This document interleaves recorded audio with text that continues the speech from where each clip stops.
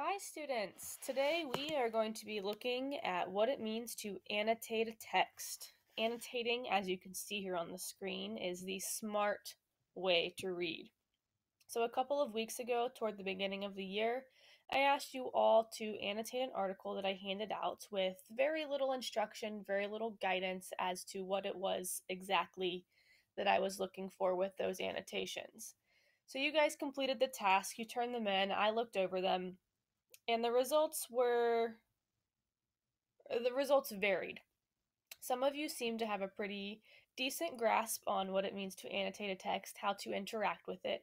Others of you seemed to struggle a little bit with what exactly it means to annotate and what I'm looking for.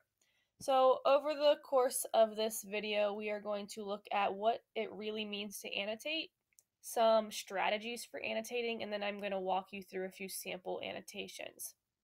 So this year, both with fiction and nonfiction, I am going to be asking you to annotate as you read. So by the end of the year, you are all going to be annotating experts.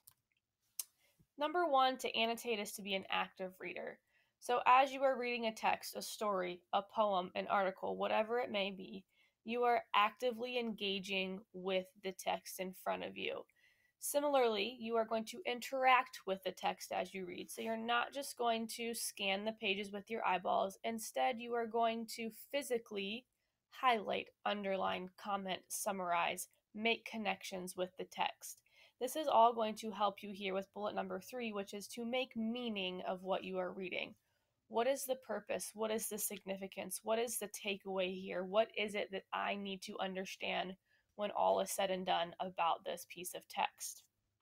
Down here in blue, we have a working definition. Annotating is the action of marking up and writing comments on a text as a way to further the reader's unique understanding, to draw conclusions, or to identify individual areas of confusion.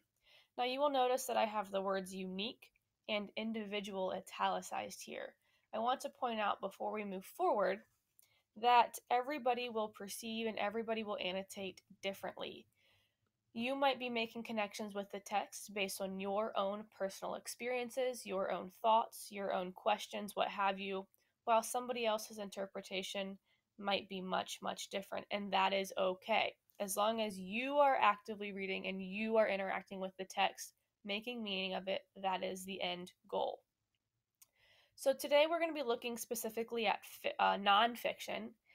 Depending on the type of text you are reading, your annotations may be slightly different, but overall the general concept is the same across the board.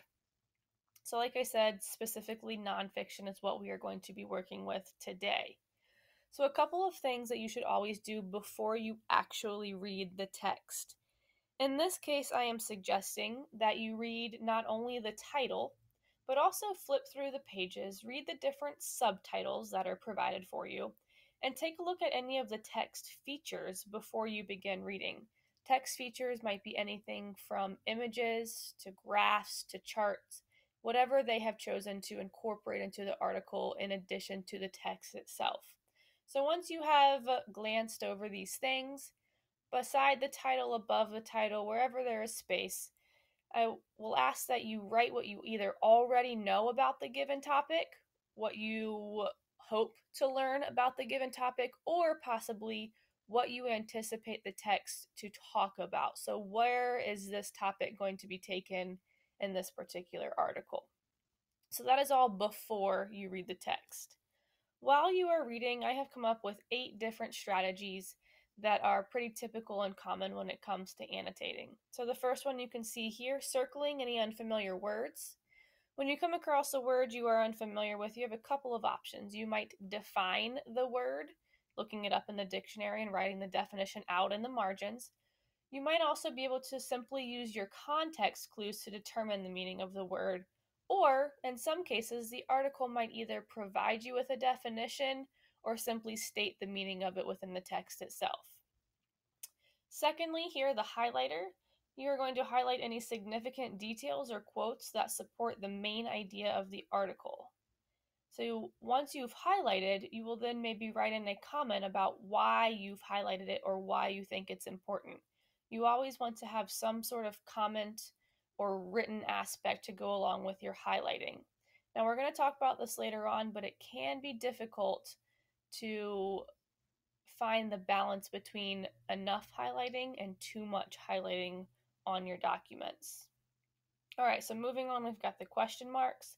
Anytime that you might be confused about something you are reading, or if you have a question about what you are reading, this would be another great annotation. So you might say, I'm confused about X, Y, or Z, or this makes me wonder, blah, blah, blah, blah, blah. So you've got a couple of options there with the question mark. The arrows are pretty self-explanatory.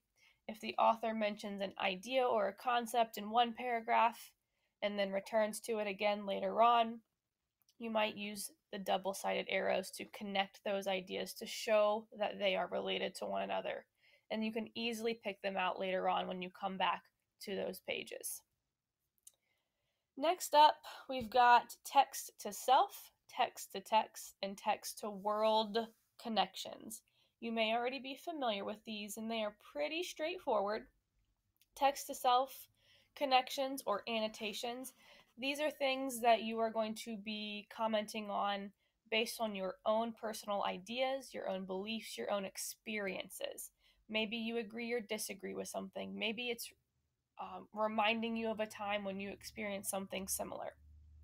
Text to text, this is where you will be making connections with things that you have read or heard in the past, something from a book, an online story, a newscast, a movie, a song that reminds you of what you are reading here in the article. Lastly, text to world. Again, this is a pretty broad annotation category, but how are the ideas in the text that you are reading applicable to the larger world, either past, present, or future? So those are some different things to think about. And then lastly here I have the S for summarizing. It is always a good idea and suggested that either once per page or every few paragraphs you come up with a brief, and I do mean brief, 1 to 2 sentence summary of what you've read. That way, when you get to the end of the article and you need to go back, you can simply refer to your summaries rather than having to reread everything word for word. A couple of final tips here, some things you want to avoid. Highlighting or underlining without commenting on the annotation. So don't just highlight a sentence and move on. Give me something in the margins as to why you highlighted this, what the significance is. That comment to go along with the highlighting shows that you are interacting and that you are connecting with the text. We mentioned this a few seconds ago, over highlighting or underlining whatever it is you choose to do. If too much of the text is covered in that yellow or that green, it will be very hard to differentiate between what is the most important and what is not when you have to come back and refer to the different parts of the article. Lastly here, refrain from jotting down comments or notes that do not reveal that you are either understanding the passage or that you might be confused about something in the passage. So things like, wow, or that sounds pretty cool. Sure, you are thinking about what you are reading, but they do not show that you are truly interacting with the text. Finally here, how will annotating help you? Even if you don't believe me now, I promise that especially if college is something you will be pursuing, annotating is going to come in handy. Oftentimes, when you are assigned a text in any discipline, English, history, science, regardless, there is likely going to be some sort of an assessment or an assignment to go along with it, whether that's simple reading comprehension questions, a quiz or a test, or maybe a written response of some sort. So the process of annotating will help you prepare for whatever that post-reading assignment may be. So remember, annotate according to the question or questions that you will be answering. If you know what those questions are, if they are provided in advance, read those questions first. That way you know exactly what to be looking for as you read. Secondly, be thorough in your annotations the first time through. The idea with your annotations is that you do not have to reread the article 3 different times to make meaning of it. Instead, you can simply read through it once or twice and then base all of your answers, all of your conclusions off of those annotations and what you already remember, anyways.